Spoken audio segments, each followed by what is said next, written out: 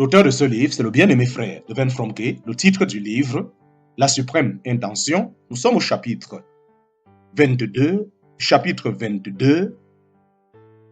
petit 2, chapitre 22, petit 2. Par cette insinuation, il pense embarrasser Dieu. Il prouve, en tout cas, qu'il avait déjà observé Job et qu'il était en train de lui dire quelques noix de sein. Non seulement il met en doute, avec un ricanement sarcastique, la pureté du caractère de Job, mais il prolonge son insinuation en mettant en cause le caractère même de Dieu. Tu payes les hommes pour qu'ils te suivent. Qui donc refuserait ses fidèles services à quelqu'un qui vous tient lieu d'écran protecteur contre l'adversité et satisfait tous les désirs de l'âme? Cette basse provocation donne à entendre que Dieu ne peut pas constituer une famille comme il a désiré sans distribuer des cadeaux. Dieu achète-t-il les hommes? Dieu achète-t-il les hommes? Réduit à sa plus simple expression, le point central de l'acte d'accusation peut se formuler comme suit. Notre Père peut-il vraiment gagner des fils à sa cause sans user de corruption et promettre monts et merveilles? Une telle accusation exige une réponse. Est-il vrai que Dieu doit faire appel à l'égoïsme de l'homme pour réaliser son dessein? Ne peut-il obtenir des fils qu'à force de douceur et de gâterie? Quelques audacieuses atteintes à la sainteté de Dieu, Satan, lui, fait appel à l'orgueil, à la crainte, à la sensualité, à la cupidité, et il insulte Dieu en prétendant qu'il doit utiliser des méthodes semblables, abondamment pourvues d'infâmes appâts pour se procurer une clientèle. Il accuse virtuellement Dieu d'en faire autant. Tel est notre adversaire. La question fondamentale dans ce cas de Job est une question de relation entre Dieu, entre l'homme et Dieu. Job appartient-il à Dieu pour l'amour de Dieu ou pour l'amour de Job?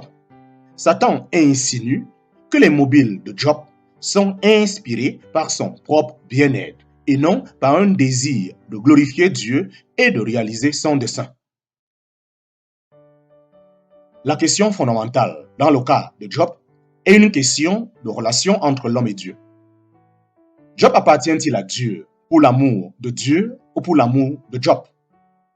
Satan insinue que les mobiles de Job sont inspirés par son propre bien-être et non par un désir de glorifier Dieu et de réaliser son dessein. Il pousse plus loin son défi.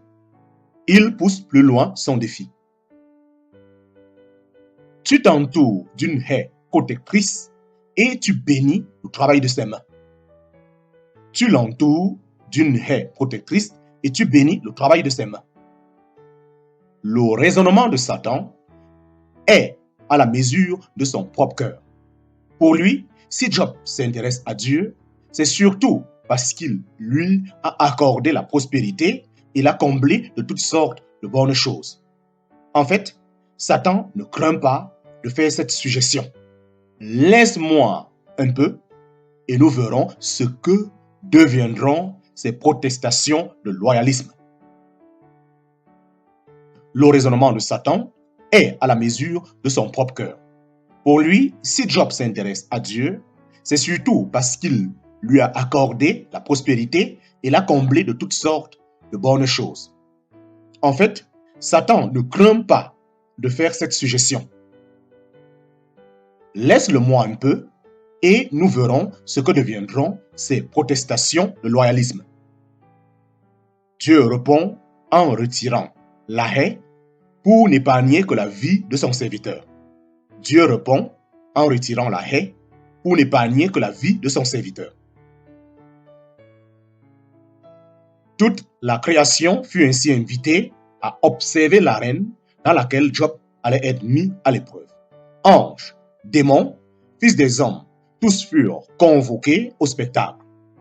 Et pendant des siècles, le monde a eu pitié du pauvre Job et s'est demandé pour quelle raison Dieu permettait une telle souffrance. Mais ceux qui se sont identifiés avec Christ de manière à partager son point de vue à lui, ceux-là ont compris ce qui se passait là.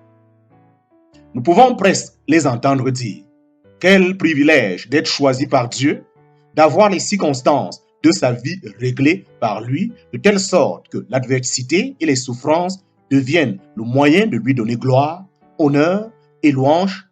Lui seul est digne d'un tel hommage. Mais ceux qui se sont identifiés avec Christ de manière à partager son point de vue à lui, ceux-là ont compris ce qui se passait là. Nous pouvons presque les entendre dire: quel privilège d'être choisi par Dieu, d'avoir les circonstances de sa vie réglées par lui, de telle sorte que l'adversité et les souffrances deviennent le moyen de lui donner gloire, honneur et louange. Lui seul est digne d'un tel hommage. Nous devons nous souvenir ici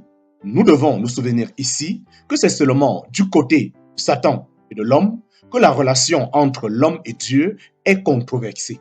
Du côté de Dieu, il n'y a jamais de question sur ce point, car le Père connaît chacun des siens.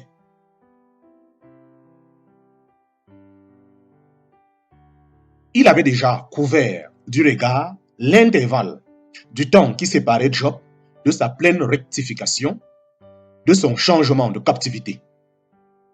Ce n'était pas Satan qui avait ouvert cette controverse. C'est Dieu qui avait pris l'initiative d'une crise qui, pour finir, allait justifier Job et réduire au silence les voix accusatrices du sombre royaume de Satan. Mais ce n'est pas tout. La victoire de Dieu dans l'épreuve de Job allait donner aux armées célestes l'occasion de faire éclater leur louange et de chanter de glorieux cantiques à celui qui se procure des fils à cause de ce qu'il est et non pas à cause de ce qu'il fait. Mais ce n'est pas tout. La victoire de Dieu dans l'épreuve de Job allait donner aux armées célestes l'occasion de faire éclater leur louange et de chanter de glorieux cantiques à celui qui se procure des fils à cause de ce qu'il est et non pas à cause de ce qu'il fait. Job prouve que les appâts sont superflus. Job prouve que les appâts sont superflus. Pour l'observateur superficiel, le pauvre Job n'était qu'un agneau conduit à la boucherie. Tel est le point de vue humain. L'ennemi cherchait à faire croire que ce n'était pas Job qui était mis à l'épreuve, mais Dieu. Un Dieu juste et droit peut-il, de propos délibérés, laisser souffrir ses propres enfants? La vie de Job devient le champ de bataille sur lequel le Père démontra qu'il allait s'entourer d'une grande famille prisonnière de son amour et qu'il n'avait nul besoin pour cela d'engendrer dans leur cœur l'espoir d'un gain personnel ou la crainte de ce qu'ils pourraient perdre.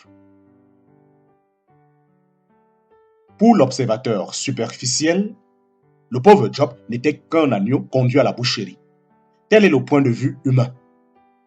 L'ennemi cherchait à faire croire que ce n'était pas Job qui était mis à l'épreuve, mais Dieu.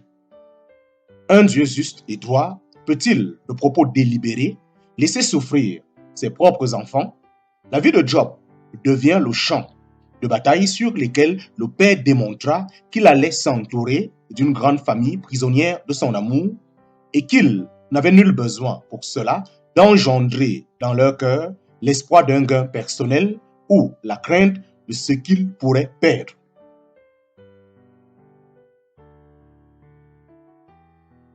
Celui qui ne s'était jamais ménagé lui-même n'allait pas ménager Job. Il voulait seulement le soumettre à des tests destinés à purifier ses mobiles. Dieu n'a que faire de ces mobiles charnels qui inspirent habituellement les hommes quand ils veulent se constituer une clientèle